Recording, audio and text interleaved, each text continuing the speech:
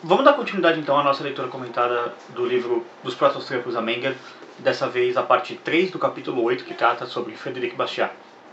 Sem mais delongas, roda a vinheta e vamos à leitura comentada.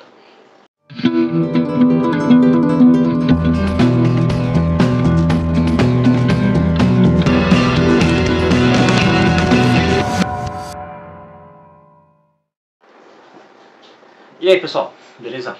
Bem-vindos ao canal Libertário 013, meu nome é Caio, para quem não viu aí na intro. Este é um canal de viés astro-libertário, eu falo sobre economia, filosofia, política e ética por essa perspectiva. Como antecipado aí, será a parte 3 do capítulo 8, que trata de Frédéric Bastiat, do livro dos Proto-Austríacos a Menger. Esse é um especial de final de ano que eu estou fazendo aí, eu vou tratar da leitura comentada deste livro e também do livro Ação, Tempo e Conhecimento, do professor Biratan Jorgioli, mas primeiro esse aqui. Já está na parte 3 do capítulo 8, então se é o seu primeiro vídeo no canal, primeiro, agradeço você por ter chegado aqui até o canal, peço para que você se inscreva no canal, é muito importante, isso ajuda a engajar o canal, ajuda a aumentar o alcance dos vídeos também, porque com mais inscritos o YouTube divulga para mais gente. Deixa sua curtida também e vai aqui na descrição, porque eu recomendo fortemente que você não assista esse vídeo, já que é a terceira parte do capítulo 8, então teve todas as outras partes dos capítulos anteriores. Então eu recomendo que você vá aqui na descrição, você vai encontrar o link da playlist, do download e da compra do livro, tá? Se você quiser comprar ele pela Amazon, vai lá, também tá o link aqui. E tem um link para download também. Geralmente eu deixo links do site do Instituto Rothbard ou do Instituto Mises. Este livro em questão não tem lá, então eu deixei num link ali de um site alternativo, mas pode ir lá, eu baixei o arquivo, funciona, tá legal, não deu nenhum problema com vírus nem nada do tipo, então é um site confiável, tá? Pelo menos o arquivo, né? Não posso dizer pelo site inteiro, mas pelo menos o arquivo que eu coloquei é confiável. Então vai lá, acompanha desde o do primeiro capítulo e aí volta aqui depois, quando você chegar, né? Aí você continua a série. É bastante importante vir acompanhando desde o começo, porque esse livro aqui é uma construção de cada pensador, né? Outra coisa também, na descrição tem as minhas redes sociais, é muito importante seguir lá para você ficar sabendo mais ou menos a data da publicação dos vídeos, né? Se você estiver acompanhando ao longo dos vídeos, por exemplo, hoje lá no Telegram eu tava explicando pra galera qual que vai ser o planejamento, né? Então a galera do Telegram já sabe quais que vão ser os dias dos vídeos e por que basicamente essa terceira parte ela veio 2 dias depois de basicamente uma sequência de vídeos bem longas, né? Que eu lancei vídeos dia 16, 17, 18, 19, 20, aí isso aqui saiu no dia 22, né? Todos os vídeos estão sendo gravados previamente. Segue lá nas redes sociais também, muito importante, ajuda a engajar o canal também lá em outras plataformas, tá? Na descrição também você vai encontrar o link dos parceiros do canal, a Loja da Liberdade. Usando o cupom Liberdade5 você pode garantir 5% de desconto na compra de quaisquer produtos na loja. Isso ajuda também o canal a se manter financeiramente viável, né? Já que como é uma parceria eu recebo uma parte das vendas, né? Então ajude também. Você pode comprar camisetas, canecas e casacos com temáticas libertárias. Tem também a parceria com a Make Easy English do Nathan. O Nathan é um libertário, tá? Todos os meus parceiros que estão aqui na descrição são libertários.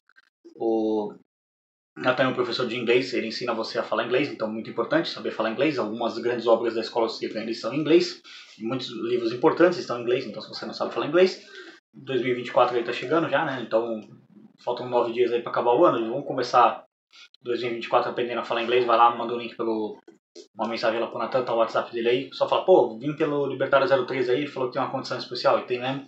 Vai lá que ele vai te dar um desconto lá da hora para você aprender a falar inglês. E também tem a minha designer de thumbs aqui, né, que é a Ana. Ela cuida tanto da parte gráfica aqui do canal, então logo, tudo mais, essas coisas que vocês veem aí foi ela que fez. E também, se você quiser ver o trabalho dela em gestão de Instagram, essas coisas assim, parte gráfica de Instagram, literalmente o meu Instagram é um grande portfólio do trabalho dela, porque quem organiza a parte gráfica do Instagram é ela. Então, se você quiser ver o trabalho dela, é só ir lá no meu Instagram, segue lá, já que você já vai lá, já segue, né? Então, ajuda também. E aí, se você ficar interessado pelo trabalho dela, aqui na descrição tem o link do contato dela. E também tem os links para apoio financeiro do canal. Você pode ajudar o canal apoiando diretamente aqui através de Bitcoin, Bitcoin Lightning ou Nano. Ou manda um Pix mesmo, de qualquer valor que você quiser mandar. O Pix é o contato.libertario013@gmail.com. Mas, sem mais delongas, feita essa longa introdução, eu parei na página 360, tá? Para quem está acompanhando aí. Parei exatamente no tópico 4, que é Bastiat como proto-austríacos. Então o tópico anterior foi basicamente a leitura de alguns aforismos do Bastiat, comentando um pouco e tal. Então vamos entrar nessa parte aí. Murray Rothbard nos apresenta, em seu livro A Austrian Perspective of History of Economic Thought, ou seja, uma perspectiva austríaca da história do pensamento econômico, Bastiat como uma figura central na formação e consolidação de muitas ideias da escola austríaca. Embora tenha sido negligenciado por parte dos historiadores, Bastiat é, para Rothbard, o mais famoso dos economistas do laissez-faire francês. Escreve Rothbard: Bastiat era, de fato, um escritor lúcido e soberbo, cujos brilhantes e espirituosos ensaios e fábulas até hoje são notáveis e devastadoras demolições de protecionismo e de todas as formas de subsídios e controle do governo.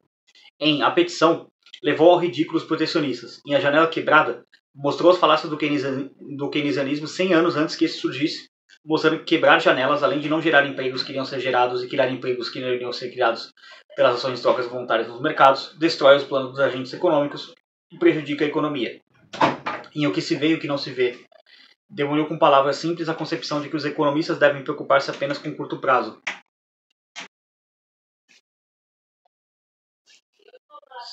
Seguindo aqui. Em A Lei, deixou-nos uma aula magnífica sobre o que vem a ser a lei e de como ela pode ser pervertida a ponto de ameaçar os direitos de propriedade. O A Lei é um livro que eu pretendo trazer, tá, para o canal no ano que vem. Tá nos planos aí, é um livro pequenininho assim, mas é muito divertido porque ele tem vários textos ali curtos, coisa de tipo, sei lá, 2, 3, 4 parágrafos no máximo, então é bem divertido ler também. E ali você tem toda a genialidade do Bastiat, a sua mais pura essência, que é tipo, ele zoando o Rousseau. Tipo assim, não é uma zoeira no nível saudável, tipo ele fazendo bullying com o Rousseau, o que é muito engraçado.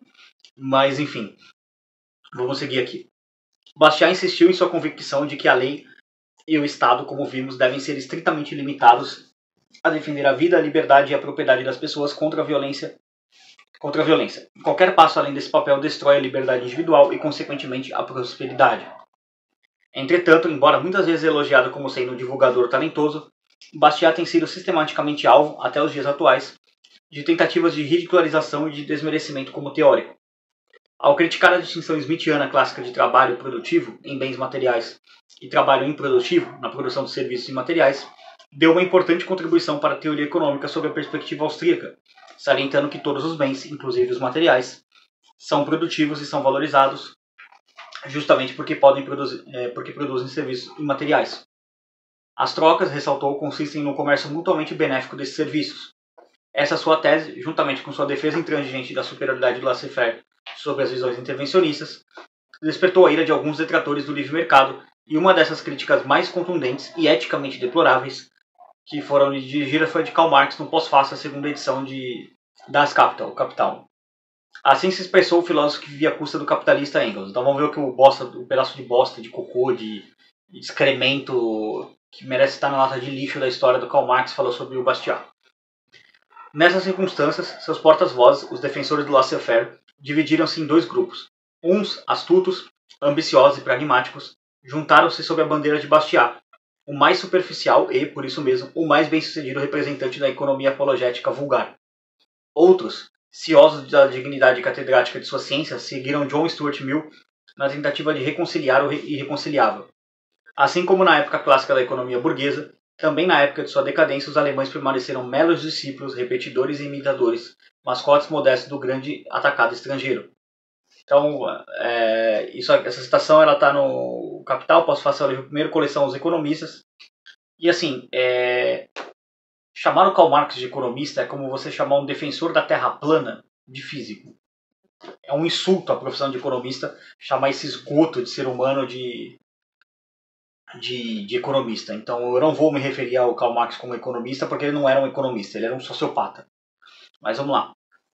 Notemos a maldade calculada dessas palavras, porque Marx tenta qualificar Bastiat academicamente, como muitos ainda fazem, tamanha era a simplicidade e a genialidade do francês, ao expressar temas complexos de modo que todos compreendessem o que estava querendo explicar, enquanto afirmava ter ele sido representante de maior sucesso dessa economia vulgar e superficial.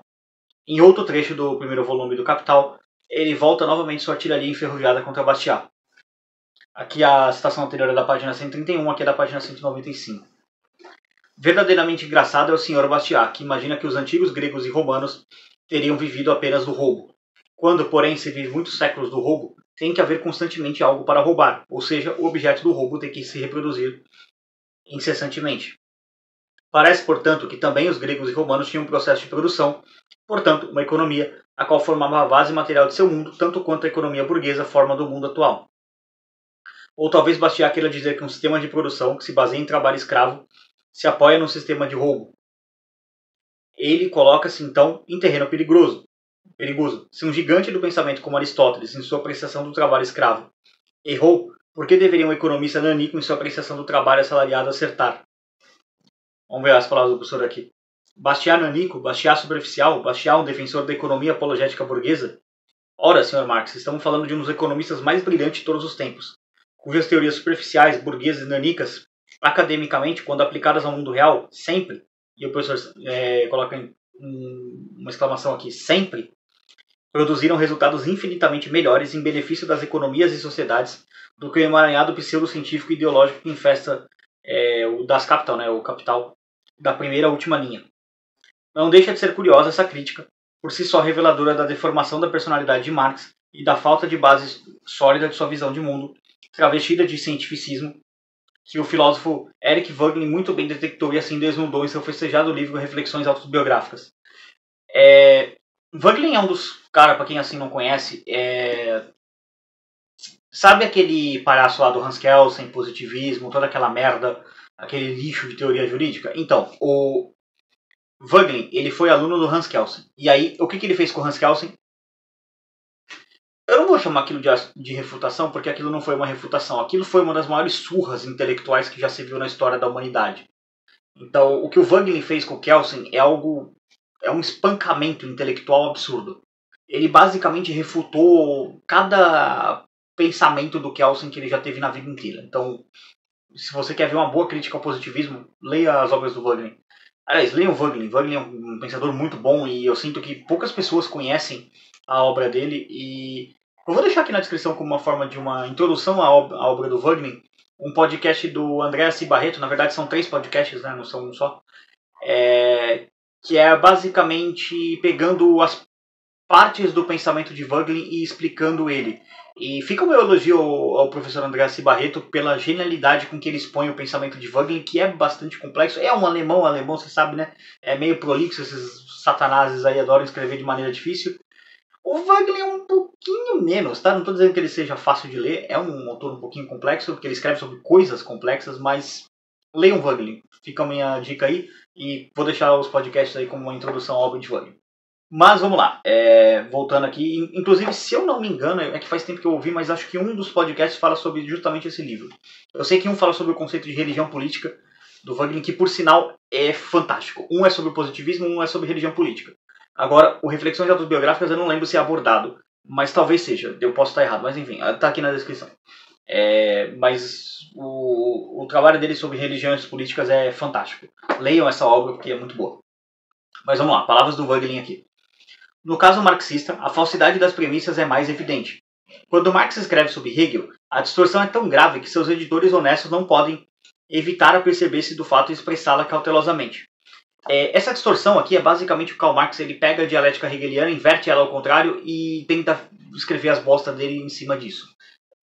Tipo isso, basicamente. Ele pega o que Hegel dizia, inverte e faz a história dele. É isso que acontece, para quem está pegando o contexto aqui.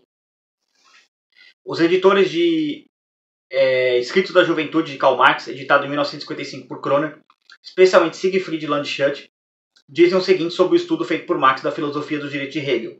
Ao equivocar-se deliberadamente sobre Hegel, se nos é dado falar dessa maneira, Marx transforma todos os conceitos que Hegel concebeu como predicados da ideia em enunciados sobre fatos.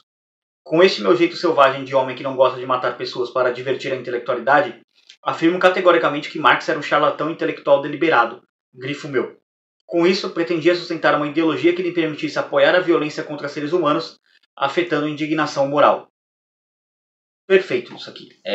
Não tem o que dizer. Era isso mesmo. O Marx é um charlatão, um esgoto de pensamento, sabe? Ele reflete tudo que tem de horrível na humanidade, veio do Marx, né? E aí, seguindo aqui, me prossegue na página seguinte. De novo, palavras do Voegelin. O charlatanismo marxista consiste na terminante recusa em dialogar com o argumento etiológico de Aristóteles, isto é, com o problema de que a existência do homem não provém dele mesmo, mas do plano divino da realidade. E mais ainda no livro 1, Se um gigante do pensamento como Aristóteles errou em sua apreciação do trabalho escravo, por que poderia um economista como Bastiat acertar em sua apreciação do trabalho assalariado? Para Wegelin, grande filósofo alemão do século XX, há duas realidades. A primeira correspondendo à situação real do mundo em que se insere o homem, e a segunda, situações imaginárias, porém perigosas, porque os que se deixam levar por elas se veem enredados em suas armadilhas, veem um mundo que não existe, a não ser em seus desejos mais profundos de usar essa segunda realidade para justificar, na razão direta do poder de que desfrutam, as piores ações que se possa imaginar. Como o tiozinho do bigode fez, eu tenho que censurar aqui, mas é o tiozinho do bigode da Alemanha, tem o nome dele aqui, o Stubble não gosta, o vídeo tá curto ainda, não dá pra falar o nome dele. Mas vocês sabem do que eu tô falando. O fez, por exemplo, ao incutir na mentalidade de todo um povo esse mundo que não existe e provocar uma bárbara que foi e sempre será lembrada como um dos episódios mais vergonhosos da história da humanidade. Isso aqui é um conceito, tá? Essa parte de primeira realidade, segunda realidade. Outro cara que escreve sobre isso, se vocês quiserem dar uma pesquisada, não é a mesma coisa, mas é um pouco parecido, tá? É o Olavo de Carvalho, ele fala sobre o conceito dele de paralaxe cognitiva, que é a pessoa viver no mundo das ideias e ela não conseguir enxergar isso no mundo real, e aí a pessoa fica meio afetada das ideias. Enfim, o Olavo chama isso de paralaxe cognitiva. E basicamente, se você já entendeu o conceito, você percebe que todo esquerdista sofre de paralaxe cognitiva, né? Enfim, de novo, o Olavo tem razão, né? Enfim. Mas vamos lá. Assim, esse conceito é um pouco mais complexo que isso, mas eu estou dando uma simplificada, tá? Enfim. Vamos voltar aqui. Evidentemente, Wegelin não pensava em Bastiat quando escreveu essas palavras, mas ao pensar em Marx, Nietzsche ou outros autores a quem denominava de charlatões intelectuais, travestidos de scholars e cientistas, atingiu muitos coelhos de uma só vez, porque críticas como a que Marx formulou a Bastiat, e o exemplo que escolhi foi apenas um dentre vários, revelam com clareza que ele deliberadamente mandou a primeira realidade, a que é relevante para nos ajudar a entender o mundo, às favas e incorporou a segunda realidade, com o intuito de usá-la para atender seus próprios interesses. No caso da crítica a Bastiat, o que lhe interessava era mostrar que o laissez-faire era um mal para seus objetivos escusos e que precisava ser destruído, mesmo que ao preço de ataques violentos. Gostaria muito que Bastiat tivesse podido responder a essas críticas, demolindo e ridicularizando Marx. Porra, eu também. Infelizmente o Marx morreu. O Bastiat morreu muito antes do Marx começar a escrever as bostas que ele escreveu, mas eu fico imaginando se ele já zoou o Proudhon, que era muito mais inteligente, era um pensador muito mais coerente. E olha que o Proudhon mudava de ideia direto, tá? Mas assim, ele tinha uma linha muito mais coerente do que o Marx. Cara, imagina o que ele ia fazer com o Marx. Meu Deus do céu. Ia ser divertido. Por que às vezes as pessoas não morrem tão cedo, né? O Bastiat morreu com 49 anos, cara. É isso. 49 anos. Ele não chegou a viver 50 anos. Ia ser divertido. Mas enfim, vamos voltar aqui.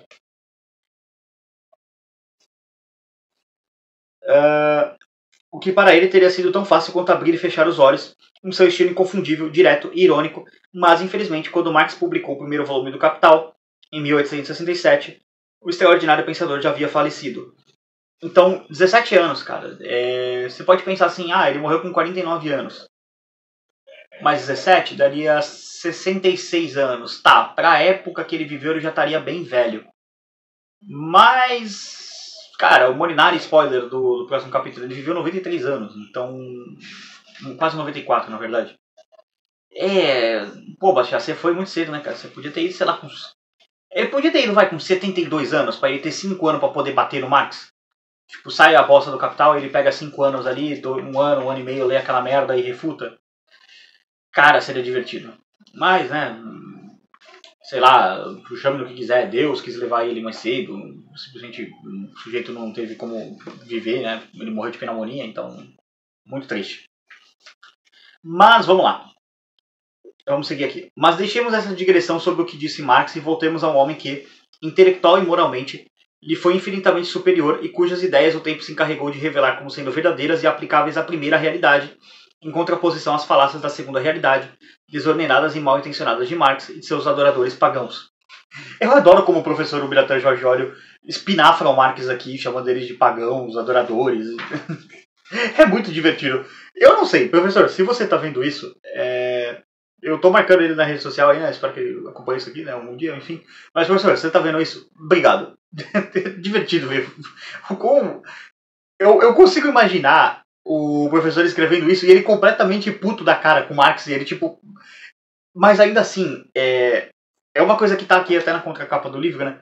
Que é um relato do Hélio Beltrão sobre como é o professor Biratan Jorge Ora. Eu não o conheço pessoalmente, mas pelo relato do Hélio Beltrão, ele basicamente é um sujeito extremamente culto e um dom, basicamente, né? Ele seria uma pessoa elegante. Então, eu imagino ele irritado escrevendo isso e espinafrando o Marx de uma maneira educada ainda. Porque ele não perde a compostura mesmo assim, mesmo desprezando o sujeito, mas... Obrigado, professor. Isso foi divertido. Quando eu li isso aqui a primeira vez, eu dei risada. Eu falei, pô, eu preciso comentar que eu dei risada disso no vídeo e eu acabei dando risada de novo, porque é muito engraçado ele escrevendo. É bacana. Eu gosto quando alguém, tipo, espinafra alguém de maneira educada. O Bastiat fazia muito isso, tá? Por isso que eu gosto pra caramba do Bastiat. Então talvez a professora Biratan Jorge Ora tenha um pouquinho de Bastiat nele. Aquele lado meio shit poster, sabe? De zoar o cara de uma maneira educada. Olha aí, o professor Biratan Jorge Ora seria influenciado pelo Bastiat. Será? Eu acredito que sim. Mas vamos lá. Com base no excelente capítulo 5 do livro de Olcombe, escrito por Thomas de Lorenzo, Frederic Bastiat, entre a França e a Revolução Marginalista, podemos listar alguns dos aspectos austríacos do pensamento de Bastiat, um elo importante entre as revoluções francesas e marginalista. Em seguida, vamos seguir a contribuição que de Lorenzo escreveu sobre a obra de Bastiat, acrescentando alguns comentários. Então, vamos ao próximo tópico. 4.1 Caráter subjetivo dos custos. Vamos ver o que tem a dizer aqui. A maior contribuição de Bastiat para a teoria do valor subjetivo pode ser imediatamente identificada na teoria subjacente a seu ensaio, o que se vê e o que não se vê. Ali, Bastiat enfoca incansavelmente os custos de oportunidade da alocação de recursos governamentais ocultos e destrói a falácia proto-keynesiana de que os gastos do Estado podem criar empregos e riqueza. Na primeira edição do Economia em uma Única Lição, Henry Hazlitt escreveu: minha maior dívida, no que diz respeito ao tipo de estrutura expositiva em que o presente argumento é sustentado, é o ensaio de Frederic Bastiat, o que se vê e o que não se vê. Esse trabalho pode, de fato, ser considerado como uma modernização, ampliação e generalização da abordagem encontrada no panfleto de Bastiat. Com efeito, ao apontar as diferenças entre um bom e um mau economista, Bastiat estava com um século de antecedência dizendo, na linguagem de sua época, porém com argumentos tão diretos quanto irrefutáveis, que o keynesianismo simplesmente não presta. Sim, não serve para explicar a realidade, porque qualquer medida tomada pelo Estado não deve ser vista apenas sob a perspectiva de seus efeitos de curto prazo, mas principalmente sobre as suas consequências ao longo prazo. Para quem não está pegando aqui o que está acontecendo, especialmente não leitores do Bastiat, isso aqui é referência a dois ensaios do Bastiat, o que se vê e o que não se vê, e também a falácia da janela quebrada. O que é a falácia da janela quebrada? É você pegar você dá um exemplo aqui. Tá um confeiteiro ali, né? Uma padaria que tem a vidraça lá, expondo bolos, expondo pães, alguma coisa assim, e sei lá, alguém pega e pum, tá com um tijolo lá e quebra a vidraça. Não estou entrando no argumento ético se isso é certo ou não, porque evidentemente é errado, é uma agressão à propriedade privada, mas excluindo essa parte, vamos focar só no aspecto econômico da questão. Alguém pode dizer assim, essa vidraça quebrada é uma forma de você gerar um emprego. Por quê? Porque o padeiro ele vai ter que chamar o vidraceiro, né, para poder consertar a vidraça, né? Ele precisa que conserte a vidraça, até por motivo de segurança, para poder as pessoas não se cortarem, ou até mesmo a loja ser invadida por ladrões, alguma coisa do tipo. E também para poder restaurar a propriedade como estava e ter de novo a sua vidraça expondo os seus produtos, porque isso pode causar uma perda para ele na venda dos produtos. E aí você já começa a entender por que isso é uma falácia. Você fala assim, mas sem quebrar a vidraça não geraria emprego para o vidraceiro. Sim, mas você está gerando emprego para o vidraceiro às custas do empobrecimento do padeiro. Porque o padeiro agora ele vai ter que incorrer num custo que ele não ia incorrer e basicamente ele vai perder dinheiro que ele não esperava perder. E isso empobrece uma pessoa. Então isso é basicamente a natureza da intervenção do Estado. Ele beneficia uma pessoa, no caso, nesse exemplo, o vidraceiro, mas ele prejudica outras pessoas. E o que todo mundo vê ali, conectando com o outro insight do Bastiat, é tipo assim, A galera tá vendo a vidraça quebrada sendo arrumada, mas ninguém tá vendo o empobrecimento do padeiro. Então é uma consequência, o que se vê e o que não se vê. Só para conectar aqui com o que está sendo colocado. E isso aqui, de quebrar vidraças, essas coisas, é uma falácia keynesiana, que o Keynes literalmente falava que você tem que, às vezes, pagar alguém para tapar buraco e outra pessoa para tampar o buraco que a pessoa está cavando, entendeu? Uma pessoa cava o buraco e outra tampa o buraco, na verdade, falei errado. Então, isso aí não gera nenhuma utilidade, nenhuma produtividade, é só basicamente um gasto de dinheiro.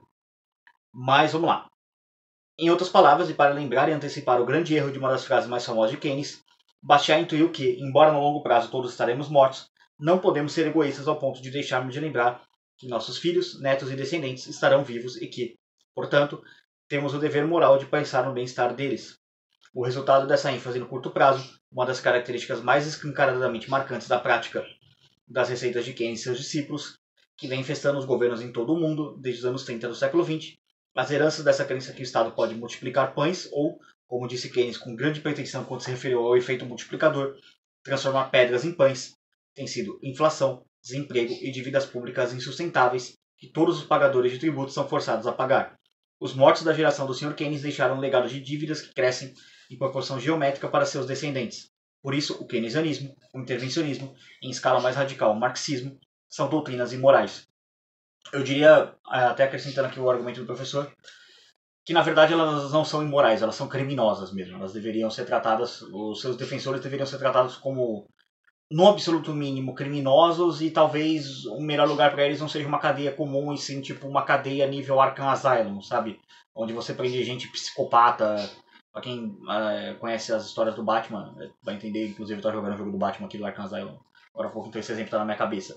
Onde você prende gente psicopata, gente perigosa, gente lunática, que faz mal pra sociedade, tipo o Coringa, sei lá, o Edward Nigma, os vilões do Batman. Então, pra mim, marxista, keynesiano, esses caras, eles estão no nível de loucura de vilão do Batman. Então você tem que colocar eles num manicômio, não é cadeia comum, não resolve, porque essa gente é completamente retardada das ideias, então tem que isolar eles da sociedade. Mas, vamos lá. Tópico 4.2. A economia como ação humana. A maneira com que Bastiat descrevia a economia como um esforço intelectual é praticamente idêntica à que os austríacos modernos denominam de ciência da ação humana, ou praxeologia. Bastiat escreveu em suas Harmonias Econômicas: o tema da economia política é o homem dotado da capacidade de comparar, julgar, escolher e agir. Esta faculdade há de trabalhar uns para os outros, de transmitir os seus esforços e trocar os seus serviços através do tempo e do espaço, é precisamente o que constitui a ciência econômica.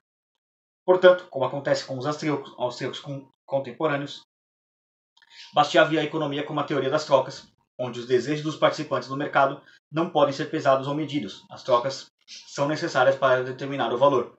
Assim, para Bastiat, tal como para os economistas austríacos, o valor é subjetivo e a única maneira de saber como as pessoas estabelecem o valor das coisas é através de suas preferências demonstradas como reveladas tão somente por suas trocas no mercado.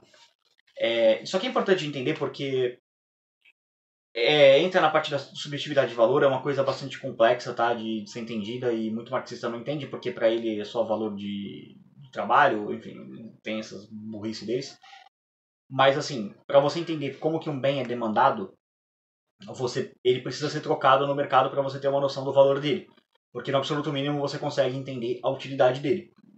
Um exemplo idiota aqui, esse pente aqui. Se você chega e tentar vender esse pente com um careca, com um maluco aí careca do estilo do Alexandre de Moraes aí, ele não tem valor nenhum esse pente para ele. Mas se você tentar vender, sei lá, um barbeador para cabelo, alguma coisa assim, para poder raspar o cabelo, manter a careca lustrada ali, ou talvez um óleo de perol para passar na careca do Xandão ali, então você tem um certo valor nesse item para essa pessoa. Mas um pente para careca você não vai conseguir vender, então para um careca um pente não tem valor. Mas sei lá, você chega alguém que tem um cabelão gigantesco assim, pô, esse cara vai precisar de um pente, de uma escova, então para ele tem valor, então ele vai trocar isso. Então o valor varia de cada pessoa. E um bem, para ser valorizado, ele precisa ser trocado no mercado.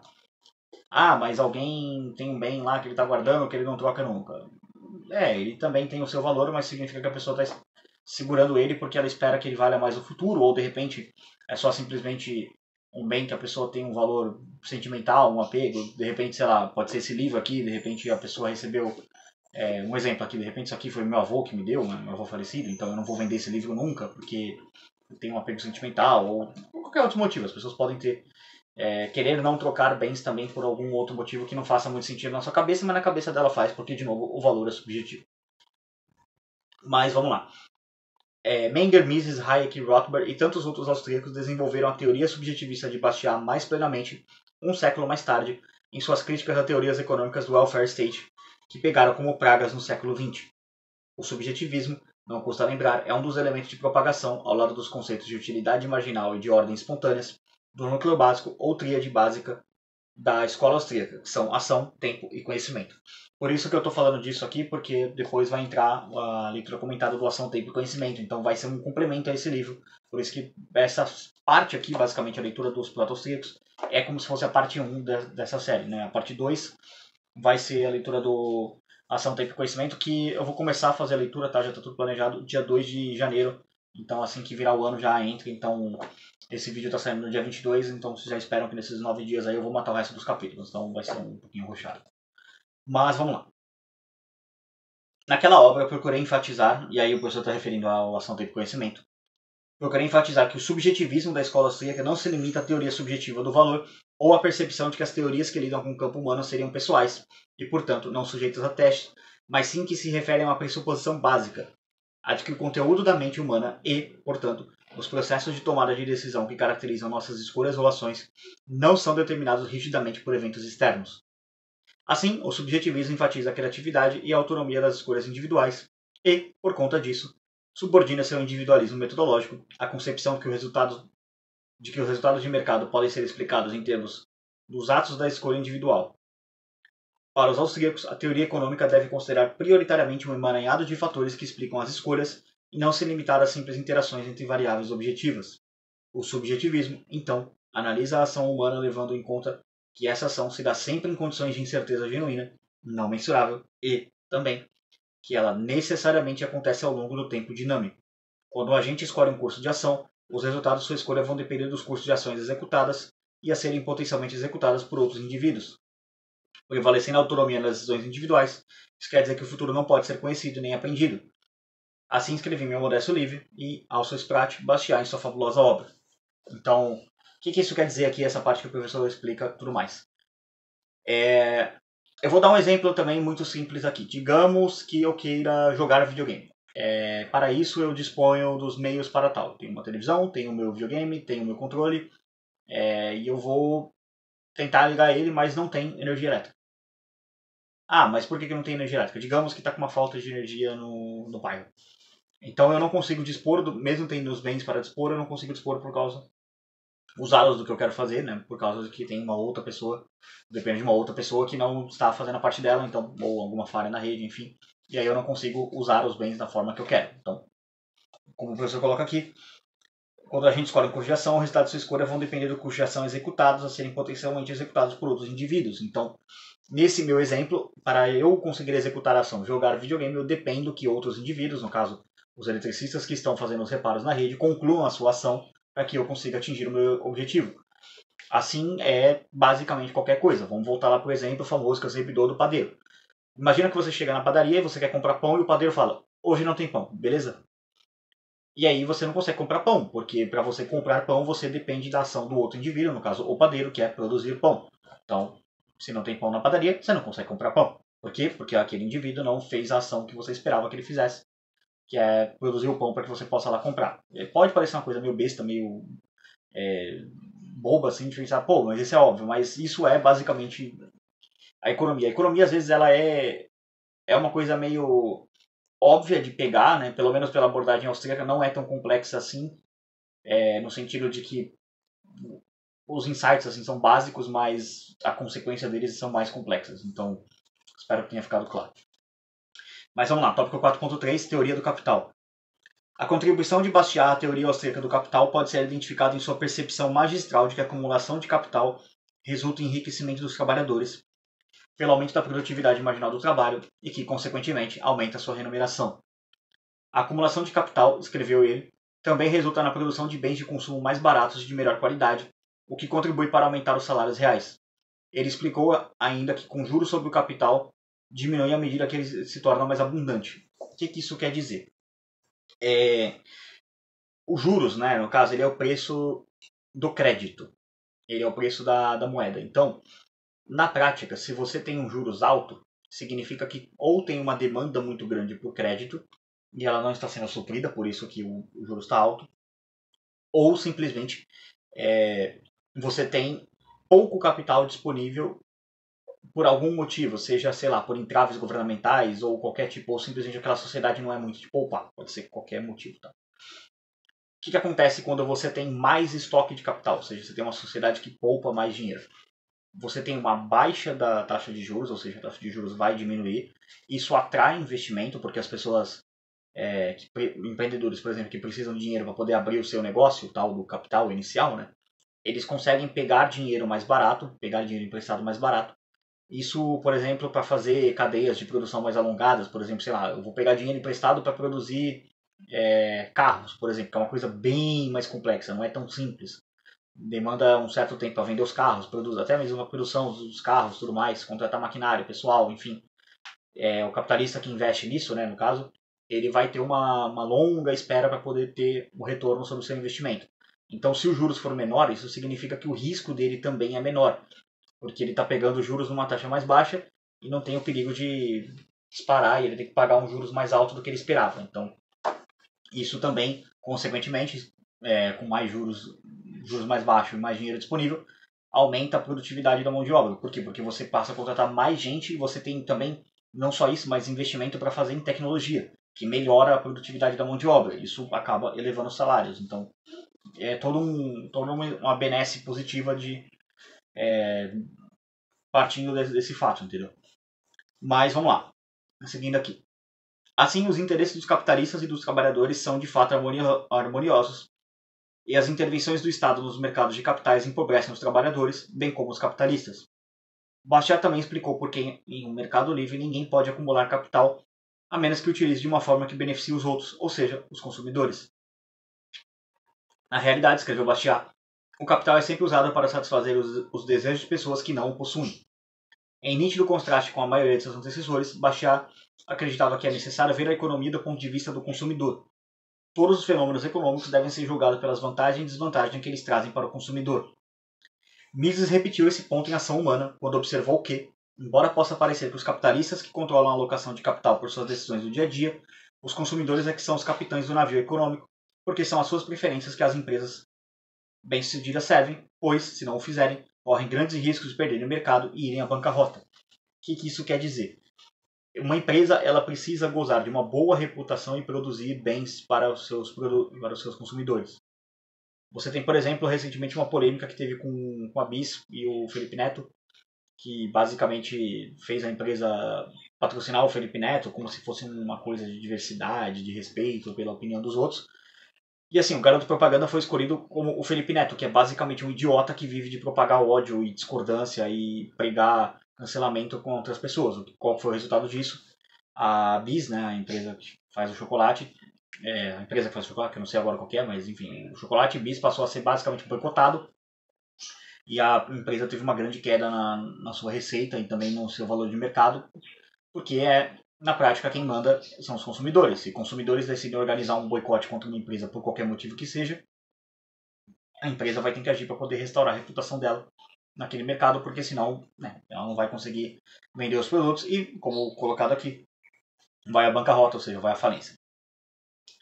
Mesmo sem antecipar o conceito de estrutura de capital que viria a caracterizar os austríacos que lhe seguiram, especialmente von Bawerk, Bastiat, ao dizer que a acumulação de capital, ou seja, investimentos, é benéfica para a economia, desde que lastreada em poupança verdadeira, contribuiu para preparar o terreno para as posteriores explorações acadêmicas dos austríacos.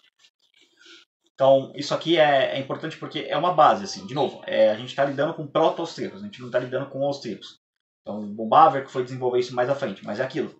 Como eu venho falando em todo o livro, esses caras, o von Bawerk, o Menger, que eles foram desenvolvendo suas teorias, principalmente a galera da primeira geração da escola austríaca, mais o von Bawerk e o Menger, eles desenvolveram em cima de ideias que já vinham sendo faladas ao longo da história. Já vinham sendo discutidas, era feito um ensaio de resgate dessas ideias. Então é importante entender isso. Mas vamos lá. 4.4 Pilhagem do Estado. Ao mostrar a harmonia inerente ao comércio voluntário, Bastiat também explicitou como a alocação de recursos governamentais é necessariamente antagônica e destruidora dos recursos naturais e da harmonia dos mercados livres. Uma vez que o governo não produz riqueza própria, ele deve necessariamente tomar de uns para dar a outros, roubando de A para dar a B. Este último, B, é a essência do governo, como Bastiat escreveu. Além disso, como os grupos de interesse especiais procuram cada vez mais dinheiro dos outros grupos e indivíduos sob a égide do Estado, eles minam a capacidade produtiva do mercado livre por se envolverem em política, em vez de se concentrar em seus comportamentos produtivos. O Estado, escreveu Bastiat, é a grande entidade fictícia na qual cada um tenta viver à custa de todos os demais. Ou seja, o Estado é a grande ficção que todos tentam viver às custas de todos. Essa é a frase exata, que está um pouquinho diferente. Mas o contexto é o mesmo.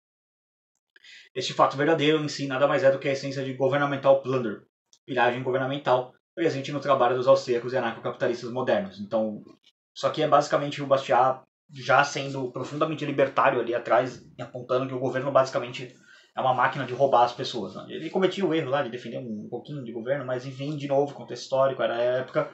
E teve o aluno dele, Gustavo de Molinari, que basicamente jogou para as cucuias esse conceito e refutou ele. Né? Mas enfim, vamos lá.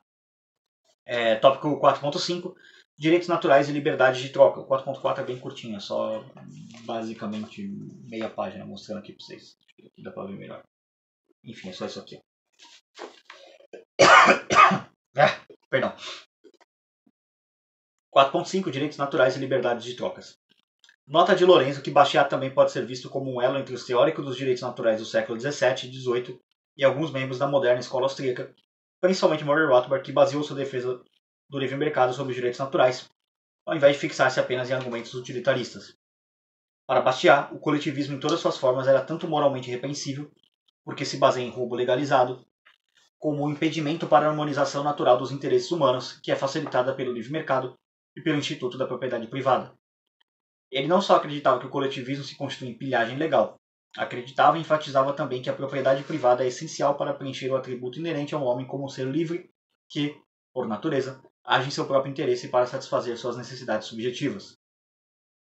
Em Sofismas Econômicos, Bastiat magistralmente criou a defesa mais completa do livre comércio construída até aquele momento, que abrangeu conceitos econômicos. O benefício mútuo do comércio voluntário, a lei da vantagem comparativa, os benefícios da concorrência ao produtor, bem como o consumo e a ligação histórica entre as barreiras comerciais e as guerras. O livre comércio, Bastiat explicou, acarreta uma abundância de bens e serviços a preços mais baixos, mais empregos para mais pessoas e com salários reais mais elevados, mais lucros para os produtores, um nível de vida mais elevado para os agricultores, mais renda para o Estado na forma de impostos nos níveis habituais ou inferiores, o uso mais produtivo do capital, trabalho e recursos naturais, o fim da luta de classes, que foi baseado principalmente em tais injustiças econômicas como tarifas, monopólios e outras distorções legais no mercado, o fim da política suicida do colonialismo, a abolição da guerra como uma política nacional e melhor educação, habitação e cuidados médicos possíveis para todas as pessoas. Bastiat era um gênio em sua facilidade extraordinária para explicar todos esses princípios econômicos e os resultados de políticas do Estado com o uso de sátiras e parábolas, a mais famosa das quais é a petição dos fabricantes de vela, que, tal como muitos empresários ainda fazem até hoje em busca de privilégios pessoais, redigiram em forma de petição uma lei para impor a cobertura de todas as janelas e clarabóias e outras aberturas, orifícios e fissuras, através das quais a luz do sol é capaz de entrar nas casas. Essa luz solar livre estaria prejudicando o nosso negócio de fabricante de velas. Teve um exemplo recente que aconteceu agora, foi uma fala do Guilherme Briggs, né, o dublador, que ficou muito famosa, que é ele defenderam regulamentação de internet, de IA, né, inteligência artificial, porque isso pode simular a voz de um dublador e tudo mais, e acabar com o mercado da dublagem. Assim, com todo respeito ao Guilherme Briggs, que ele merece, porque ele é um dos grandes dubladores da história, mas, assim, como pensador econômico, como alguém manifestando sua opinião, eu lamento muito por ele não conseguir entender o quão ruim é essa ideia dele, o quão meio até burra, de certa forma, é essa ideia. Não estou dizendo que o Guilherme Briggs é burro, estou dizendo que a ideia dele é burra, tá? Estou tacando a ideia, não a pessoa. Porque alguém tão talentoso quanto o Guilherme Briggs, e é inegável o talento dele, cara, o Guilherme Briggs marcou a minha geração com pelo menos uns 10 personagens diferentes, assim, que eu consigo lembrar de cabeça. O cara é, tipo, um dublador fenomenal. Alguém com esse talento, ele não vai ficar sem emprego. mas o mercado de IA pode prejudicar as pessoas de mais baixa capacidade na dublagem. Sim, isso pode acontecer. Só que ao mesmo tempo isso gera empregos em outras áreas. Todo emprego, todo avanço tecnológico, e a inteligência artificial é um avanço tecnológico, ele gera desemprego. Mas isso é ruim para os dubladores? Sim, mas no longo prazo isso vai beneficiar até mesmo os próprios dubladores. Porque a sociedade como um todo se torna mais produtiva. Você quer um exemplo? Vamos imaginar que acabe a profissão de motorista de caminhão. Não existe mais motorista de caminhão, agora todos os caminhões são guiados por inteligência artificial. Caraca, todos os caminhoneiros perderam emprego. Sim, todos os caminhoneiros perderam emprego. Não tem mais caminhoneiro trabalhando com isso. Mas o que vai acontecer? O custo do frete vai diminuir absurdamente. Então até aqueles próprios caminhoneiros que perderam o emprego, porque o trabalho deles foi substituído por uma mão de obra mais produtiva, no caso uma IA, eles vão se beneficiar disso, porque eles vão ser alocados para áreas de trabalho em que o capital humano é mais demandado, então, portanto, ele é mais valorizado no sentido de salários, ele tem salários maiores, e, ao mesmo tempo, também eles vão se beneficiar da deflação que vai vir desse mercado, porque já que os custos de transporte dos produtos abaixaram, a tendência é que o preço dos produtos também abaixe. Então, eles vão ter um salário maior e, ao mesmo tempo, custo de vida menor. Então, no longo prazo, eles se beneficiam. É a mesma coisa com dubladores. IAs podem tirar trabalho de dubladores? Sim, podem. Isso quer dizer que isso é errado? Não, é só você olhar o longo prazo. O problema é que o Guilherme Briggs, ele tá com uma visão orientada para o curto prazo, que é tipo, cara, eu vou perder meu emprego, que não sei o que, tal, tudo que eu dediquei, toda a parte artística. Ele faz um argumento até que eu concordo em partes, que é tipo, pô, mas e a defesa do trabalho humano, que não sei o que, a parte artística do profissional? Pô, eu concordo, realmente, a parte artística. Eu, por exemplo, eu não gostaria de ver um filme que colocassem uma IA simulando a voz do Guilherme Briggs e não o Guilherme Briggs, porque uma IA, cara, ela é um robô em última análise, ela não consegue ter a percepção do Briggs de fazer algumas sacadas nas dublagens que ele faz, que é tipo geniais. É tipo você vê ele dublando o Buzz no Toy Story 2, o Buzz do Andy e o Buzz aleatório lá, o outro Buzz que não é o Buzz do Andy. E cara, é o mesmo dublador, mas você vê como o cara é bom ao ponto de que não é o mesmo dublador, não parece o mesmo dublador, é outro personagem, é outro jeito de interpretar. E isso é a genialidade do ser humano, isso não tem preço. Isso nunca um robô vai conseguir substituir, sabe? Por mais que se aperfeiçoe essas coisas, não vai acontecer. Então, se eu pudesse deixar um recado para o Briggs, seria esse. Calma, no longo prazo vai ficar tudo bem. E leia um pouquinho mais de economia, por favor, antes de falar uma coisa assim, porque Briggs, você é um cara importante pra caramba e muita gente ouve o que você fala e você falou umas besteiras aí, cara. Mas, enfim, é só um exemplo aqui para poder entrar na questão do fabricante de velas. Um exemplo moderno do que aconteceu, então, né? Só para vocês verem como que esse argumento da petição do fabricante de velas, ele ainda circunda a sociedade em diferentes setores, mas é a mesma coisa. Mas, vamos lá. 4.6, competição e descoberta. Bastiat entendia que a competição de livre mercado era uma dinâmica de descoberta, para usarmos uma frase de Hayek, um conceito que mais tarde foi magistralmente explorado por Israel Kirzner. Os mercados são vistos como um processo de descobertas permanentes de rarefação de conhecimento, em que os indivíduos se esforçam para coordenar os seus planos e para atingir assim seus objetivos econômicos. Esse conceito do Kirzner, tá? O Kirzner é um cara que não é muito conhecido na escola austríaca. Eu não li as obras do Kirzner, mas eu conheço um pouco dos conceitos dele, assim, de ler alguns artigos, algumas coisas e estudar um pouco através de vídeos do pessoal falando sobre ele. Mas basicamente esse conceito dele ele defende que o empreendedor ele tem que estar de certa forma alerta para oportunidades de negócio. Por exemplo, você pode, vou voltar lá de novo, exemplo que eu sempre gosto de usar, que é o exemplo mais simples possível, uma padaria. Cara, você pode estar querendo montar uma padaria, por exemplo, numa área em que culturalmente as pessoas não comem pão de manhã. Elas não têm esse costume, não é um bem que elas gostam de comer de manhã, mas é uma área em que a galera curte ali, sei lá, comer um bolo de laranja, um bolo de sabores de fruta, assim, sei lá, tipo um bolo de morango, um bolo de laranja, um bolo de tangerina, por exemplo, algum bolo nessa linha, um bolo de cenoura, por exemplo. O pessoal curte mais bolos de frutas, né, de maneira geral. Então, a gente tem essa forma de de olhar o empreendedorismo, né? O empreendedor, né? No caso. Ele tem que estar sempre atento para a oportunidade de mercado. Então, por exemplo, vamos dar um exemplo. O cara está produzindo pão e ele está percebendo que, cara, ninguém vende, não está vendendo, e aí ele faz uma pesquisa de mercado, cara, por que não está vendendo pão aqui? E ele descobre que é a cultura daquele povo não comer pão. Então ele não adianta ele produzir pão, ele pode simplesmente já tem os fornos ali, tudo mais para poder produzir as coisas. Cara, orienta a produção para bolo. Ele pode usar o trigo que ele usa para fazer pão, ele usa para fazer bolo. Então, basicamente, né? Agora temos a farinha de trigo, né, no caso. Agora, pronto, você mudou a sua produção, você estava atento, né, é o conceito que ele usa.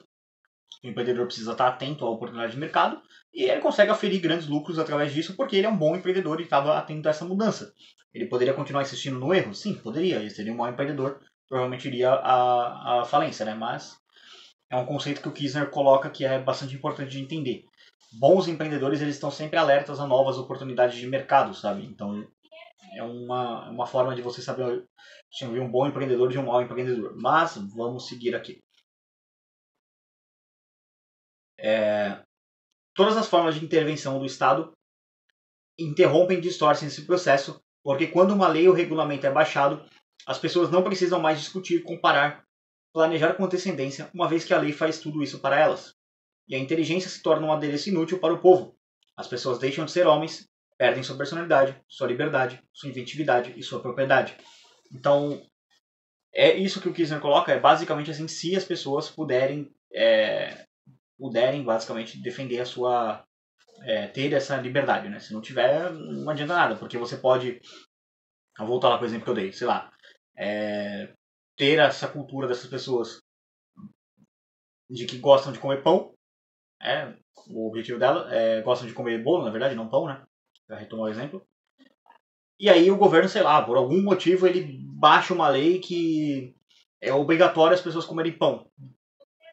Então não adianta você saber, você tem informação lá, você vai lá, coleta essa informação no mercado, faz uma pesquisa, fala, pô, eu sei por fato que as pessoas não gostam de comer pão de manhã nesse local, elas preferem comer bolos de fruta, sei lá, de laranja, de tangerina, de limão, de morango, enfim, cenoura. Se bem que cenoura tecnicamente não é uma fruta, né? Mas enfim, vocês entenderam o conceito. A galera curte bolos, não pães, não pães, né? Na verdade, falando em português certo. Então, agora nessa área tem esse decreto que só pode comer pão de manhã. Eu vou fechar meu negócio e vou embora, porque não faz sentido. As pessoas não comem pão, para que eu vou produzir pão sendo que não vou vender? Entendeu? Então o governo, como o professor colocou aqui, o governo interfere e sempre causa problemas na alocação de recursos, distorcem esse processo, para usar o termo do livro aqui. Mas, vamos lá, 4.7, o falso altruísmo. Vamos ao próximo tópico. O clarividente economista também viu como sendo uma falsa filantropia dos socialistas, phony philanthropy, como é chamado, suas propostas constantes de ajudar esta ou aquelas pessoas ou grupos saqueando a riqueza de outras pessoas ou grupos da sociedade por meio do Estado. Todos esses sistemas, afirmou, são baseados em pilhagem ilegal e injustiça organizada. E não tem como discordar disso do Bastiat. Tal como fazem com os neoconservadores de hoje, os socialistas do século XIX carimbavam os liberais clássicos com a acusação de individualistas, o que implica que os liberais clássicos seriam contra a fraternidade, a comunidade e a associação. Mas, como Bastiat apontou clara e absolutamente, ele, assim como os outros liberais clássicos, só se opunha a que essas associações fossem forçadas, ou seja, impostas pelo Estado, e era um defensor de comunidades e associações voluntárias genuínas, espontâneas e não coercivamente empurradas goela abaixo. Todas as vezes que nós nos opomos às coisas que estão sendo feitas compulsoriamente pelo governo, os socialistas, erradamente, concluem que nós nos opomos a essas coisas, quando na realidade estamos criticando o fato de elas estarem sendo impostas pelo Estado. Isso aqui é uma coisa muito importante de desenvolver, tá? Se alguém fala assim, temos que ajudar os pobres, eu falo, cara, beleza, concordo, é legal você ajudar as pessoas que estão em menores condições econômicas, em piores condições econômicas, mas como que a gente vai fazer isso? Não, nós vamos ajudar o pobre da seguinte forma, a gente vai roubar o rico lá, o ricão lá, o bilionário, a gente vai roubar 1% da fortuna dele e dar pro pobre. Tá, beleza, digamos, roubou 1% da fortuna do bilionário, agora deu pro pobre. E aí? Isso mudou a condição do pobre? Porque ele vai pegar esse dinheiro e ele vai consumir. Aí, não, vamos roubar mais 1% do bilionário. Então vamos passar um imposto agora de 2% dos bilionários. Beleza, você deu dinheiro pro pobre, de novo. O pobre consumiu o dinheiro, acabou o dinheiro. Não, vamos de novo, a terceira vez. A terceira é da sorte. Agora é um imposto de 3% em cima dos bilionários. Só que assim, amigão, vamos lá, vamos contar uma coisa. Quando você passou o primeiro imposto de 1%, uma galera bilionária ficou meio puta da cara e foi embora. Quando você passou o de 2%, outra galera bilionária ficou puta da cara e também foi embora. Quando você passou o de 3%, você já tá passando uma mensagem para todos os outros bilionários que é tipo assim: ó, a gente odeia vocês, a gente quer que vocês se fodam, então por favor saiam daqui. Vão embora, vocês não são bem-vindos. A galera vai embora. Então, agora você tem menos bilionários para roubar. E você tem mais pobres para ajudar. Por quê? Porque agora, como os bilionários foram embora, eles levaram o dinheiro deles. Se eles levaram o dinheiro deles, tem menos capital disponível para ser emprestado na sociedade. Se tem menos capital disponível para ser emprestado na sociedade, a taxa de juros sobe. Se a taxa de juros sobe, você tem menos investimentos em produtividade da mão de obra e ou criação de novos empregos. E se você tem menos criação de novos empregos, você aumenta a pobreza. Parabéns, idiota. Mas, vamos lá. Bastiat exerceu grande influência sobre o pensamento econômico europeu do século XIX. Na Itália, seu seguidor e admirador mais importante foi o siciliano Francesco Ferrara, defensor vigoroso do laissez-faire, professor de economia política na Universidade de Turim e mentor da maioria dos economistas italianos das gerações seguintes. Ferrara também desempenhou um papel político importante na unificação da Itália e foi ministro das Finanças da nova nação. Além disso, foi um eminente historiador do pensamento econômico, para o qual contribuiu editando as duas primeiras séries de traduções multivolumes. Biblioteca do Economista, Turim, 1850-1869, e especialmente sua obra em 2 volumes, Exame Histórico Crítico do Economista e a Doutrina Econômica, de 1889 e 1892, respectivamente. Por muitos anos, Ferrara foi professor da Universidade de Turim, onde treinou muitos proeminentes economistas italianos. Além de Frederic Bastiat, sobre quem escreveu 100 páginas em seu exame, Ferrara particularmente saudou as obras de Jean-Baptiste Say, de Charles Dunoyer e de Michel Chevalier. Como relata Rothbard, durante várias décadas a teoria econômica orientada pelo laissez-faire de Francisco Ferrara dominou entre os economistas italianos. Na década de 1870, no entanto, as tendências estatizantes interligadas ao protecionismo e da chamada escola histórica alemã, inclusive que a escola austríaca de economia sepultou ela, basicamente, assim como o próprio socialismo, começaram a infestar o ambiente acadêmico da economia italiana. Ferrara combateu com bravura aquelas novas tendências.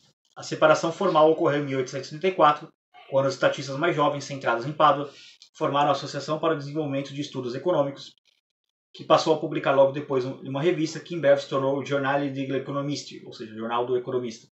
Por outro lado, os seguidores de Ferrara, concentrados em Florença, formaram a Adam Smith Society, publicaram o semanário Le Economista, acho que é assim que se pronuncia. Embora em menor número, o grupo de Ferrara contava com alguns discípulos mais jovens notáveis, incluindo Domenico Berardi, que publicou uma crítica da intervenção do Estado em 1882 e um livro sobre a moeda cerca de 30 anos depois.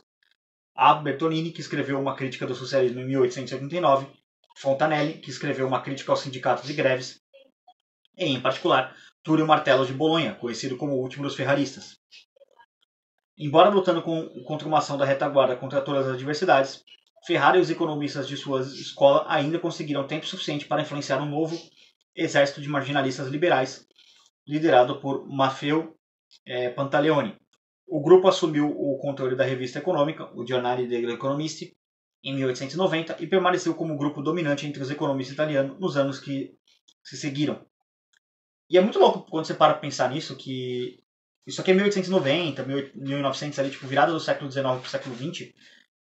E aí depois, 20 anos, 30 anos depois, a Itália ia estar basicamente envolvida num regime coletivista totalitário, que foi o regime fascista. É incrível como a mudança de geração de ideias, ela dá frutos tanto bons quanto ruins em questão de 20 a 30 anos.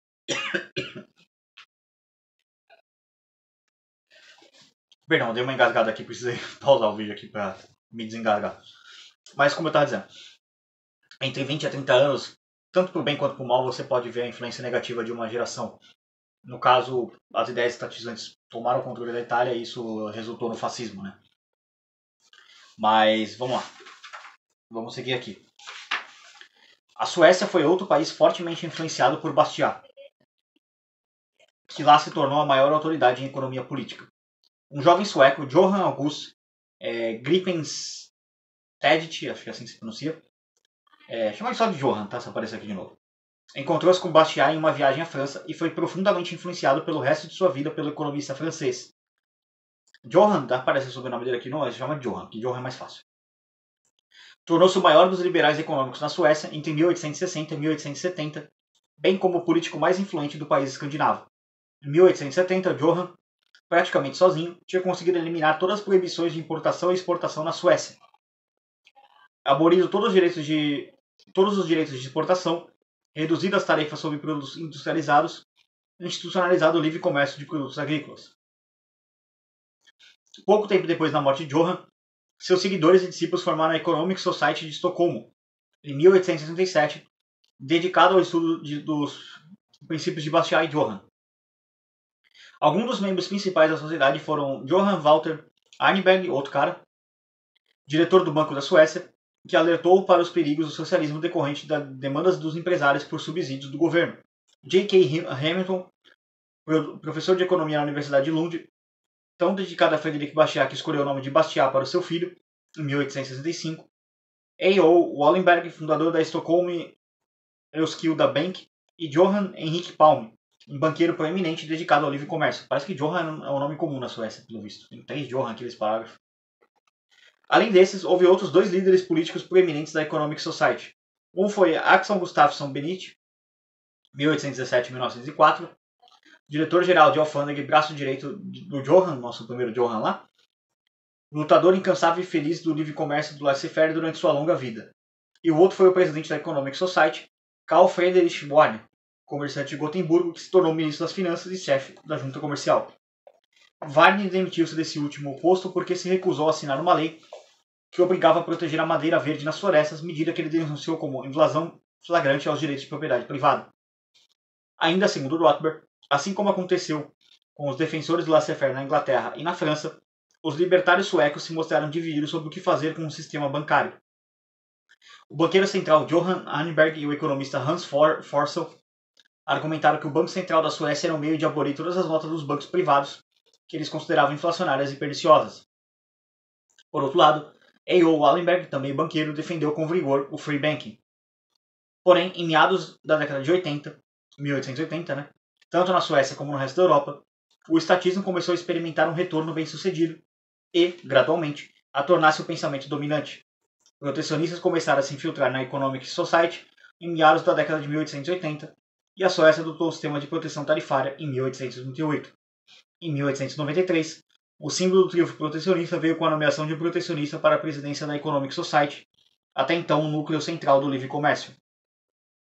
Durante a década de 1880, também, apesar dos ataques amargos de Forssell e outros fundadores baluartes do laissez-faire e do livre comércio, a sociedade iniciou a prática da assistência social e outras políticas Katten der Socialist, socialismo de cátedra. Dessa forma, durante aquela década, a economia política sueca foi se desviando de sua orientação original, ligada ao laissez-faire francês, para gradualmente seguir a escola histórica alemã e seu socialismo monárquico. Essa mudança brusca foi muito facilitada pelo fato de o alemão ter se tornado a língua estrangeira dominante nas escolas públicas suecas a partir de 1878. Mas, mesmo na Prússia, tinha sido criado um partido de livre comércio durante a década de 1840, dedicado aos princípios de Bastiat. Olha como Bastiat foi influente. Na Prússia, na Prússia é o estado antecessor da Alemanha, tá? Na Prússia, na Suécia, todo mundo influenciado por ele. O movimento de livre comércio prussiano foi liderado por John Príncipe Smith, 1809-1834, filho de pai inglês e mãe alemã, que se correspondia com frequência com Bastiat. Em uma carta, Prince Smith escreveu a Bastiat: os amigos a quem tenho mostrado o seu livro, Harmonias Econômicas, estão entusiasmados com ele. Prometo a você que ele será lido avidamente por nossos melhores pensadores. Esperamos estabelecer uma liga formal dos partidos democráticos e os comerciantes livres. Traga Bastiat aqui, disse meu líder dos democratas, e prometo levar 10.000 homens em uma procissão para celebrar a sua visita à nossa capital. Prince Smith não só defendeu o livre mercado, mas também comandou um movimento anti-guerras e antimilitarista consistentemente, o que levou a defender a eliminação do baluarte do Estado prussiano, o Exército Permanente, e sua substituição por uma milícia dos cidadãos muito mais barata e popularmente controlada. Em 1843, Prince Smith marcou sua cruzada pela liberdade de comércio, que lutou ao longo de sua vida, colocando em um contexto histórico e sociológico que lembra os escritos de Comte e Dunoyer. Além disso, deixou claro que, para ele, livre comércio significava não apenas a ausência de barreiras ao comércio internacional, mas também um mercado doméstico absolutamente livre, com o Estado confinado apenas à proteção policial. Smith batalhou durante toda a sua vida pelos princípios em que acreditava e atuou em várias frentes em defesa desses princípios, não apenas na Suécia, mas também em outros países como a Alemanha e França, onde contribuiu para o Jornal dos Economistas e também ajudou a escrever e organizar o Handwater, enfim, aqui está traduzido, Dicionário Conciso de Economia, em 1866, modelado após o Laissez-faire, Dicionário de Economia Política francês, organizado por Charles Conklin, 1802-1852, e Gilbert Urbain Gilliamin, acho que é assim que se pronuncia, 1801-1864, que, dentre os colaboradores, teve Frederic Bastiat e Gustave de Molinari, que também vai ser assunto desse capítulo mais para frente, tá? Durante as décadas de 1870 e 1880, o laissez-faire na Prússia e na Alemanha foi rapidamente substituído pela escola histórica alemã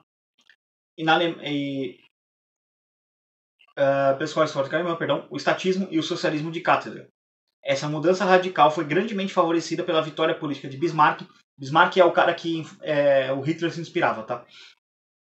E do militarismo prussiano sobre o liberalismo clássico, e pela união da maior parte da nação alemã em torno do domínio prussiano de sangue e ferro. O ponto alto do movimento de livre comércio europeu aconteceu cedo, em um famoso Congresso Internacional de Economistas, organizado pela Associação de Livre Comércio Belga em Bruxelas, de 16 a 18 de setembro de 1847. Inspirado pela vitória da Anti-Corn Law League do movimento Bastiat, bem pelo sucesso de uma turnê pela Europa de Cobden com 14 meses de duração, em 1846 e 1847, o Congresso se reuniu para decidir a questão do livre comércio.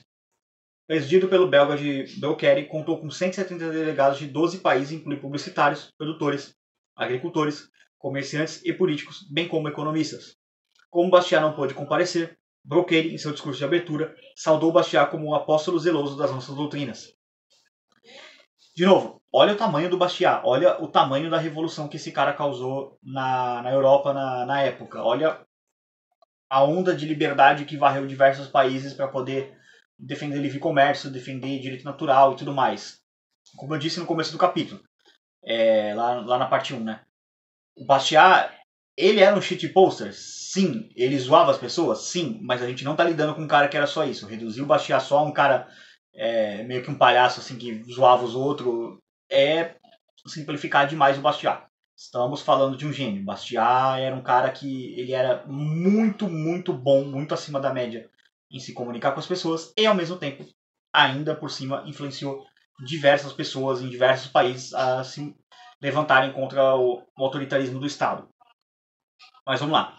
A delegação francesa foi particularmente ativa no Congresso, especialmente Louis Wolowski, 1810-1876, o já mencionado Charles Dunoyer, Jeremy Adolphe Blanc, 1798-1854, e Joseph Gartner, 1813-1881. Também John Quincy Smith, 1809-1884, chefe da delegação da Prússia, foi bastante ativo. Outros participantes de destaque foram o coronel Thomas Perronet Thompson, 1793-1869, do parlamento inglês, e James Wilson, 1805-1860, fundador e primeiro editor do periódico The Economist, sim, a revista que ainda tem até hoje. Um contingente pequeno de protecionistas esteve no Congresso, mas seus integrantes foram inundados pelo sol da liberdade dos defensores do livre comércio que aprovaram uma declaração retumbante pela liberdade de comércio. Infelizmente, os planos para novas reuniões do Congresso foram interrompidos pela Revolução de 1848, que representou um grande revés para o movimento da liberdade econômica na Europa.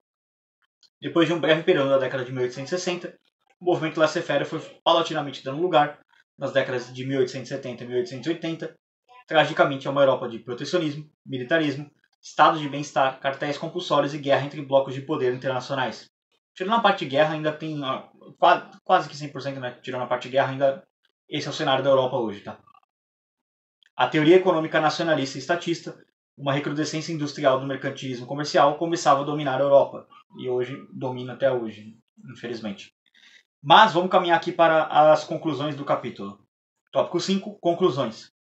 A obra de Bastiat é uma ponte intelectual entre as ideias dos economistas proto-austríacos, como Cantillon, Turgot, Galliani, Say, entre outros, e a tradição austríaca de Hermann Heinrich Gossen, Karl Menger e seus seguidores. O Gossen vai ser assunto desse livro, logo mais.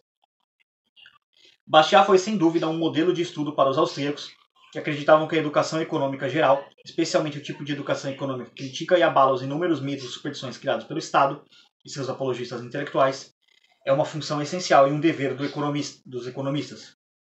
Mises representou um modelo fantástico dessa abordagem, assim como Hayek e Rothbard, entre outros economistas austríacos. Infelizmente, porém, embora nos últimos 20 ou 30 anos a importância dos trabalhos de Bastiat venha sendo resgatada, ainda hoje sua obra não é apreciada como deveria ser, porque, como Murray Rothbard explicou, os críticos de hoje, eivados pela intemperança e teimosos em renegar os benefícios da liberdade econômica, acham que é difícil acreditar que qualquer um que defenda ardentemente e consistentemente o laissez-faire possa ser um estudioso e teórico econômico importante. Chega a ser estranho que até mesmo alguns economistas austríacos contemporâneos pareçam acreditar que o ato de comunicar ideias, principalmente sobre política econômica, para o público em geral é, por algum incompreensível desígnio, indigno de um verdadeiro acadêmico da ciência econômica. No entanto, esse foi exatamente o modelo utilizado para estudar cientificamente a economia que o próprio Mises adotou, que foi levado adiante por, entre outros, Hayek, Kirchner e mais agressivamente por Murray Rothbard, todos influenciados pelo grande economista austríaco francês e pelos proto-austríacos que o antecederam. Isso aqui é uma coisa que realmente eu vejo um pouquinho de nojinho da galera acadêmica de tipo, vamos no front, vamos combater ideias, não sei o quê.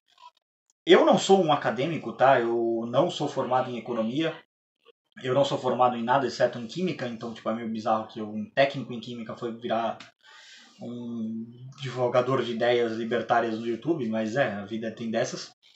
Mas eu não tenho nenhum medo de tipo defender ideias e, cara, fazer leituras comentadas. Eu acho que provavelmente o meu canal no YouTube ele deva ser o canal libertário que mais tem leituras comentadas feitas dentre todos os canais. E se você curte esse tipo de comentário e chegou até aqui, esse tipo de conteúdo, se inscreve aí, que é muito importante. Então, realmente, eu vejo um pouco disso da galera acadêmica não querer entrar nesse front.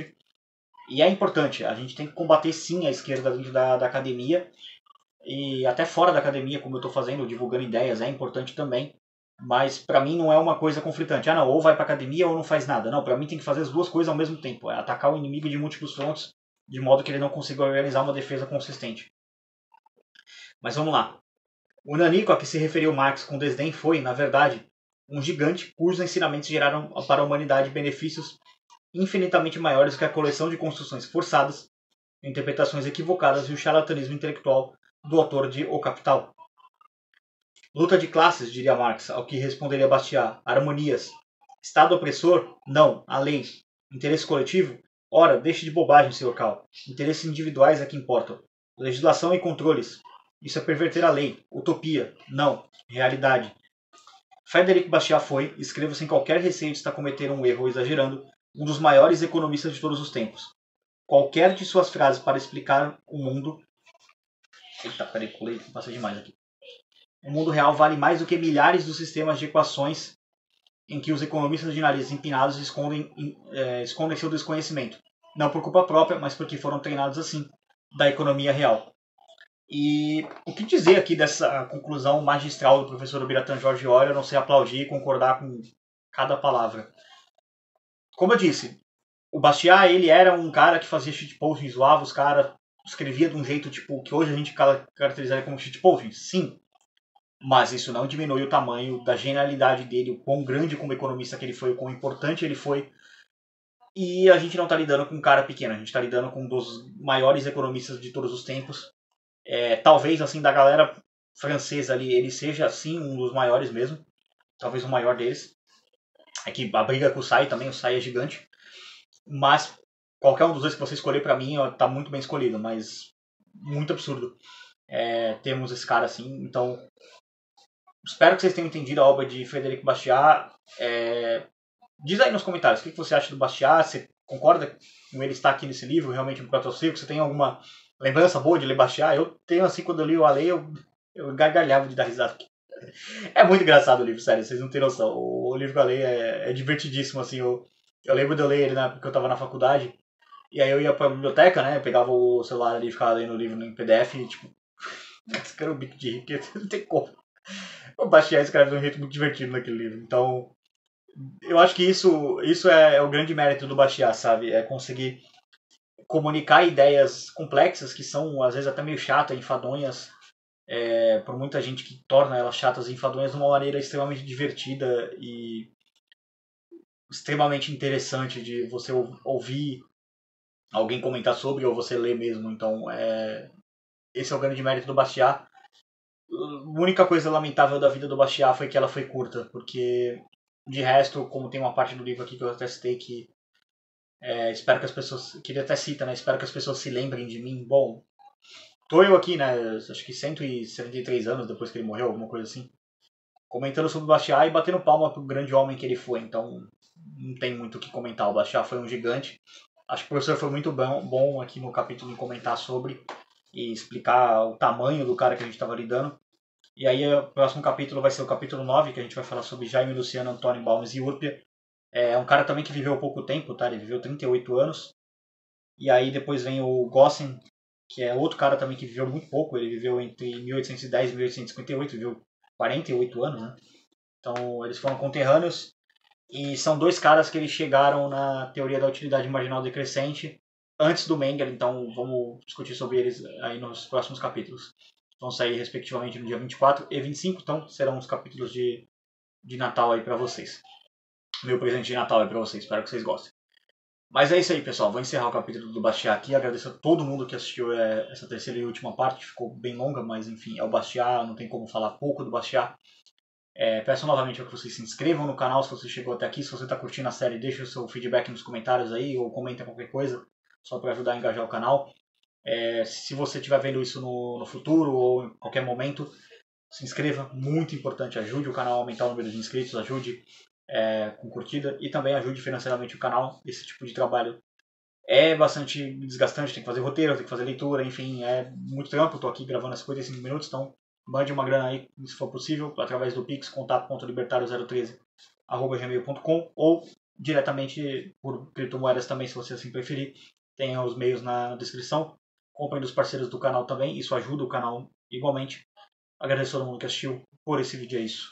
Tchau, tchau.